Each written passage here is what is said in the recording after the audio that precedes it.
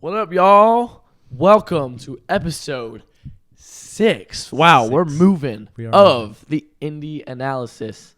I'm your co-host, Jonathan Fridline. And I am Alan J. Pandian, and today we're talking about the Memphis Grizzlies. Grizzlies. Perhaps one of the bigger surprise teams of last season. For sure, 100%. So we want to get started with the primary station? Yeah. So the Memphis Grizzlies were second in the West last year, which if you would have told me at the beginning of last season that they'd be second in the West, I would slap you. I'd be like, what are you talking about? 56-26 record. That's a 30-game difference. There you go. Plus 30. Plus 30. Head coached by Taylor Jenkins. So their primary rotation is looking a little something like this. Obviously, you got John Morant. Demetrius Jamel Morant. And then you got Desmond Bane. You got Dylan Brooks. And then Triple J, Jaren Jackson Jr. And then Xavier Tillman. And then that's our starting lineup. And then coming off the bench, you got Tyus Jones, John Conchar.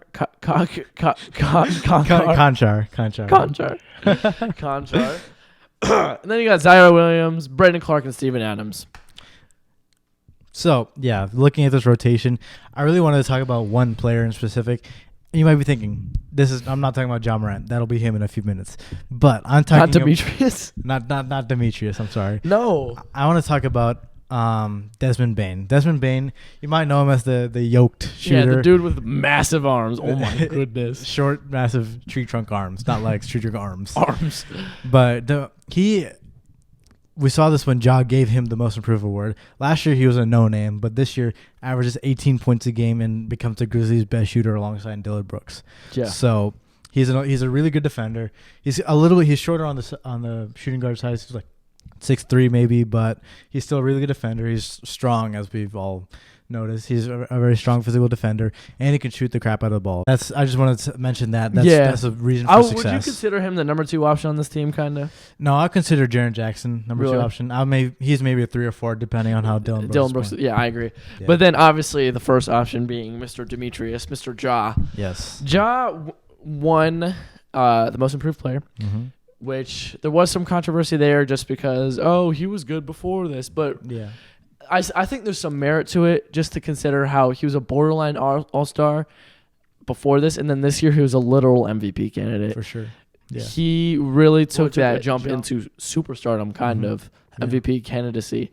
The only thing with John Morant that scares me just as an NBA fan, someone who appreciates greatness, and same with you, he did get injured a decent amount last year. Yeah. And especially like in the playoffs as well.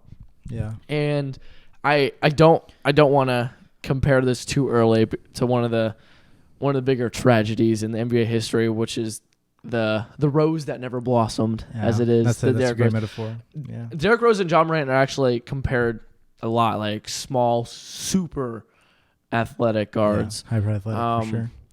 But obviously Derrick Rose, youngest MVP of all time when he won 2011, and then tore his ACL, tore this, pulled that, and really he's been able to have some sparks of a flash of his former self. That's yes.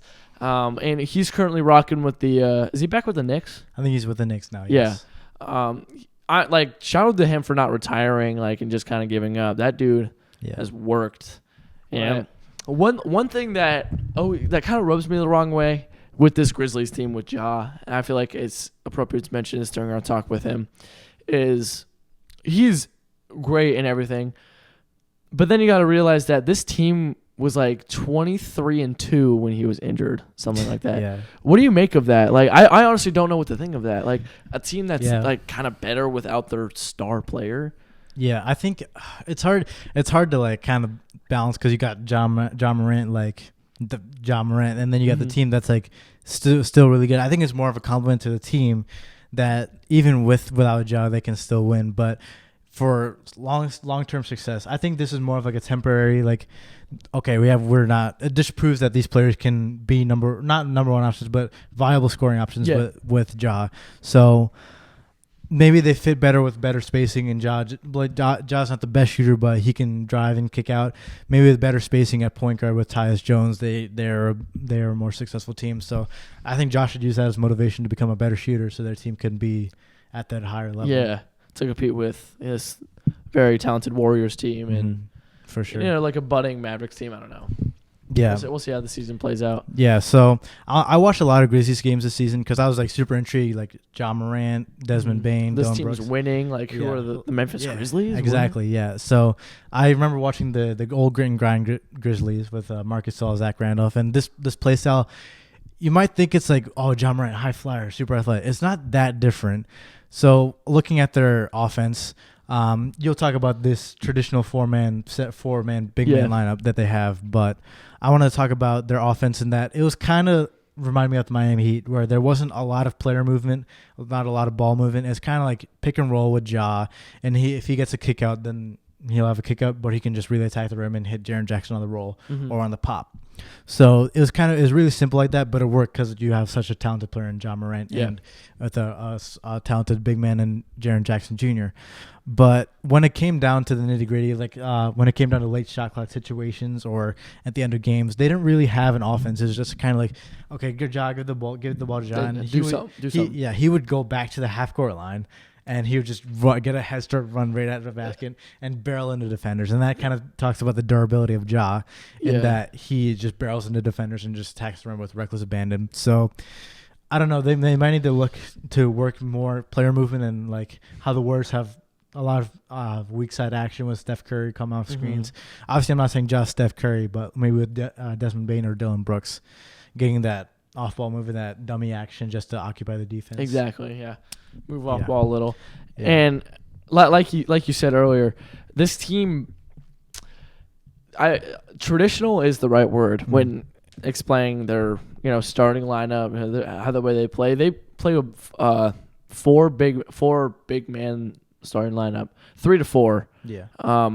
And that's really not very in the new age NBA. That's not very traditional, and so. And I had my reservations. I was like, well, the way the NBA is going right now, you got stretch 4s, stretch 5s. Like, you got to be a big man. You got to be able to shoot nowadays. Yeah.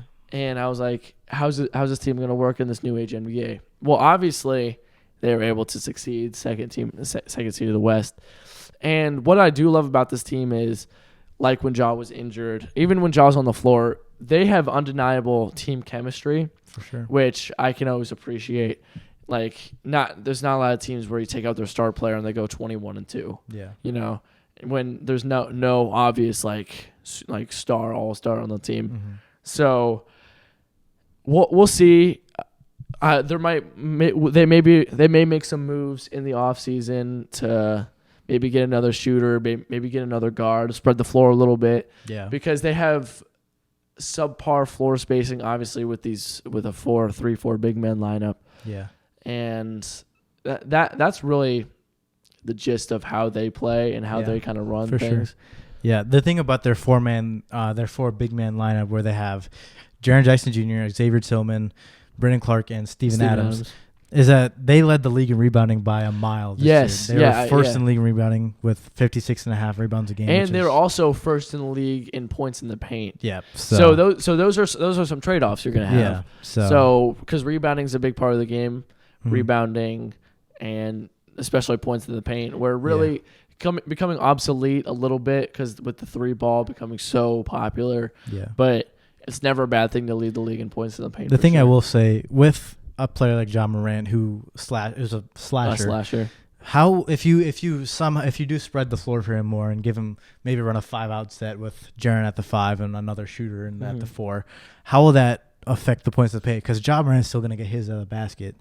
Will that how much? Brandon Clark obviously he could play in the post. Jaren Jackson can score in the post, but Xavier Tillman, Steven Adams, they're not post players, but they're good rebounders and defenders. So. Moving maybe one of those two, how can Ja Morant, will that actually really affect their points of the paint with a player like Ja Morant? Yeah, for real. We'll see. Something to think about. Yep. So moving on to their offseason talk, they didn't really have any salary issues that we saw, but maybe Steven Adams, who made. Yeah, when you think of this team, you wouldn't expect Steven Adams to be the highest paid player. Yeah, other than Ja now, but yeah, good considering he's only making for the highest paid player of the team. He's only making $17 million a year, which is for other teams you're making 30+ mil, 40 mil. So it's like, it's not terrible, but maybe you could move off then and get a better player. So Steven Adams would be the only complaint. And then what they did in free agency, they re-signed Tyus Jones and they extended John Morant. They gave John Morant the max extension for a rookie. Very well deserved. Very well deserved, 100%. And Tyus Jones, I think he's a really underrated player. And coming off the bench for Ja? Yeah, for sure. We talked about in our full show in the NBA section, we talked about Sixth Man of the Year. Tyus Jones could very well win Sixth Man of the Year because like if he continues his output, improves his efficiency, he could definitely be Sixth Man of the Year candidate in my opinion. Looking at some trades that they could do, we only found one when obviously it kind of dealt with Steven Adams, who was making the most money on the team. Yeah, and this trade would entail them getting Gary Trent Jr. from the Raptors, a knockdown shooter, spread the floor a little. Yep, a great defender, a person who fits their defensive style. They have a very aggressive defensive style, similar to Miami. They're in the passing lanes. They're always looking to get in transition. They actually led the league this year in steals. Yeah, with almost 10 steals a game, which is like that's really good for a team with always two big men on the court, almost always. So they're really aggressive. And Gary Trent led his team, the Raptors, in steals this season. So them getting Gary Trent and trading the Raptors, who need a bona fide center like Steven Adams. So the Raptors would get Steven Adams and a couple picks maybe. The only thing I could think of is they would lose some interior defense and some rebounding. But then again, they have almost an excess of those types of guys. Yeah, Brandon Clark. So I think that's a good trade, to be honest with you. Brandon Clark, also a very underrated player. He's a great defender, great rim protector, good rebounder. Xavier Tillman, great rebounder. And then JJJ. They have, like you said, an excess of kind of big. So they can afford losing. They can afford losing an expensive, but also not terrible. Players, so they can get some good trades with him for sure. Maybe toss in a few picks. Yeah, for sure. That's kind of all we have for Memphis.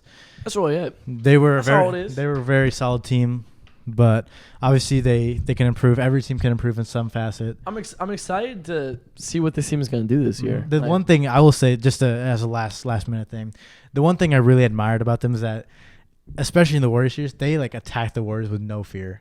You might get starstruck. You see players get starstruck. I don't know. I don't know. We're playing against the Golden State Warriors. You're playing against Steph Curry, Klay Thompson. They're playing the Warriors. Green. They tried to rip the hearts out of the Warriors in every single game that they played in, and you could definitely see it. And I picked them to beat the Warriors, which is probably a bad pick on my part. But I just watching them from the season. They play with no fear. They play with they're ultra aggressive. And I thought they had a good matchup against Warriors, who they were best rebounding team, best paint scoring team. Warriors weren't with an aggressive defense. Yeah, the Warriors weren't the best paint defending team in the NBA, but the Steph Curry is crazy. The Warriors are a very well run organization, but I'm excited to see this rivalry of the Warriors and Grizzlies. Yeah, I hope it becomes a rivalry because they're talking trash. Like you saw the Klay Thompson address.